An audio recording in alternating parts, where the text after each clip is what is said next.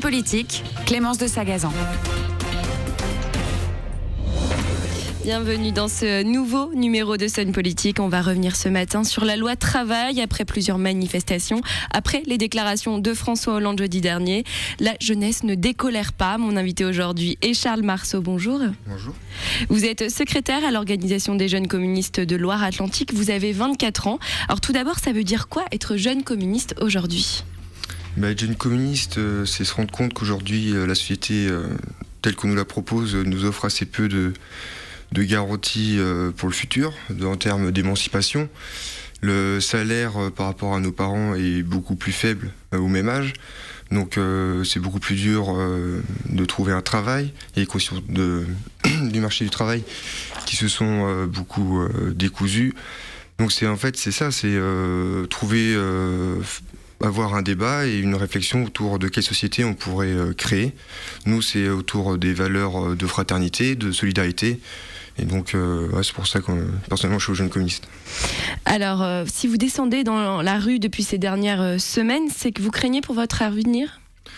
Oui, bien sûr. Après, avec cette loi travail qui suit la logique de ce gouvernement, finalement, avec l'accord national interprofessionnel, le CICE, tous ces cadeaux qui ont été faits au patronat, cette loi-là, elle suit cette ligne-là.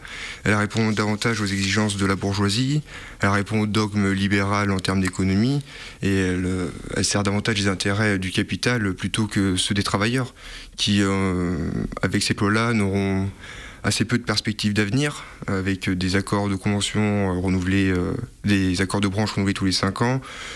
Il y a une semaine, le Premier ministre Manuel Valls a présenté aux organisations de lycéens et d'étudiants une série de mesures pour lutter contre la précarité des jeunes. Figure notamment la prolongation des bourses accordées aux jeunes d'origine modeste, la surtaxation des CDD pour favoriser l'embauche en CDI.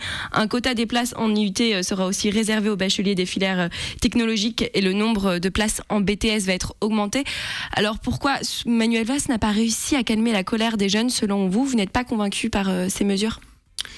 On voit bien que c'est déjà que quand les jeunes se mobilisent, on arrive à parler au gouvernement, ça c'est déjà important. Le fait que Valls nous ait entendus. Après, ses réponses, c'est on va dire ses réponses à lui. Nous, ça ne correspond pas à nos attentes finalement. Quelles sont vos attentes ? Vous voyez bien que quand il dit qu'ils vont rallonger les bourses jusqu'au fait qu'on trouve un premier travail, c'est bien la preuve que les jeunes en fait n'arrivent pas à trouver de premier travail. Et je pense en fait c'est là-dessus davantage qu'il faut lutter en fait. C'est vraiment des solutions annexes, on va dire. Alors justement, vous êtes jeune communiste. Est-ce que le Parti communiste français apporte des réponses à vos inquiétudes ? Oui, il propose, comme tous les partis, une réflexion autour d'un programme. Et justement, quels points vous rassurent dans ce parti pour votre avenir ? Par exemple, la campagne, une société sans chômage, une société de partage pour zéro chômage, ça montre comment on peut réorganiser l'économie. Les 32 heures, c'est déjà un début en fait pour reprendre la main sur le monde du travail. Donc vous pensez que 32 heures fera qu'il y aura plus d'emplois en France ? Non, mais c'est un début en fait. C'est mettre le doigt dans un engrenage qui va dans le sens des travailleurs finalement. Parce que nous, notre logique, c'est si par exemple on passe à 32 heures, c'est qu'il y a plus de personnes embauchées. On voit que les 35 heures, ça n'a pas forcément ça qui a été appliqué, parce que ça a été, on va dire, assez mal appliqué. Finalement, ça a été plus de stress pour les personnes qui faisaient en 35 heures ce qu'ils faisaient avant en 39 heures. Donc il faut l'appliquer de manière... Invité jeudi dernier sur le plateau de France 2, François Hollande a assuré que la réforme du Code du travail ne sera pas retirée. Cela ne vous empêchera pas de redescendre dans les rues, puisqu'une mobilisation est prévue le 28 avril prochain, avant la lecture de la loi. Le 21 aussi. Et le 21. Alors qu'attendez-vous aujourd'hui ? Nous, on attend le retrait pur et simple de la loi. C'est ce qu'on avait... Si le retrait y a, c'est quoi la suite ? Est-ce que le pays n'est pas figé en termes d'emploi ? Est-ce qu'il ne faut pas faire bouger les choses ? Moi, ça me fait toujours rire quand on nous traite de conservateurs dès qu'on est contre une réforme. En fait, oui, on est pour conserver les acquis sociaux du CNR qui ont été acquis par les communistes après la guerre. Donc oui, certes, ça ne bougera pas si on a le retrait. Après, il reste à continuer la mobilisation pour obtenir des nouveaux droits sociaux.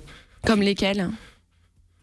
Mais avoir une plus grande part, plus de démocratie dans l'entreprise, que les travailleurs se réapproprient l'outil de production finalement, parce que quand les gens se lèvent le matin juste pour aller chercher un salaire, où en fait ils savent que rien dans l'entreprise de ce qui sera fait ne sera de leur ressort, que finalement quoi que le travail qu'ils fassent ils auront le même salaire, à un moment finalement ça encourage pas à travailler, à se sentir bien au travail. Donc c'est ça finalement, c'est se réapproprier son travail en mettant le travailleur au centre de l'entreprise. Alors, les jeunes qui manifestent contre la loi travail, certains on les retrouve à la nuit debout. Ce mouvement est né place de la République à Paris le 31 mars dernier. Un mouvement qui est en train de s'étendre dans plusieurs villes de France, Paris, Toulouse ou encore Nantes. Il a aussi gagné dans le département Saint-Nazaire. Que pensez-vous de ce mouvement ? Quel regard portez-vous sur Nuit debout ? Faut être attentif à toutes les expressions politiques qu'il y a dans la société. Là, on voit que c'est souvent des personnes du milieu associatif, assez peu encartées, même si les partis... Alors, aucun parti n'est revendiqué, ni aucun syndicat. Après, les adhérents des partis, ça en reste des citoyens, même s'ils sont encartés. Et donc, en fait, ils ont un intérêt pour la politique, ils se rendent dans ces lieux-là, en fait. Il n'y a pas que des personnes non encartées. Après, c'est bien, c'est une réflexion autour des gens. Ça rapproche les gens de la politique. Après, aujourd'hui... Il n'y a rien qui en sort clairement, faut voir les suites à donner. Bon, hier, Finkielkraut s'est fait sortir de la place de la République, donc je pense que ça va dans le bon sens. Et vous avez l'impression que c'est un mouvement porté par les jeunes ? Nuit debout, pas forcément. De ce que j'en ai vu, c'est pas forcément les jeunes qui sont présents dedans. Après, il y en a beaucoup de jeunes dans ces mouvements. Dans Nuit debout, de ce que j'ai vu, pas tant que ça, mais... Alors, on l'a dit, aucun parti, aucun syndicat n'est revendiqué. Donc, vous y croyez à cette alternative ? Est-ce que les politiques ne sont pas dépassés ? Que les partis politiques, aujourd'hui, n'apportent pas la réponse que les citoyens veulent, c'est une chose. Après, je pense pas que... quand on réfléchit à la société qui nous entoure, le fait d'avoir cette réflexion-là entre personnes, parce qu'un parti politique, finalement, c'est ça, c'est les personnes qui se réunissent pour avoir une réflexion et faire appliquer ses idées. Je crois pas qu'il soit pour autant discrédité. C'est juste qu'il faut prendre en compte la volonté des gens et que les personnes écartées y aillent pour discuter sans brocarder leur parti. En fait, faut aller à la discussion avec les gens, évidemment. Charles Marceau, merci d'avoir répondu à nos questions. Une interview à retrouver sur le site de la radio www.lesonsuniques.com.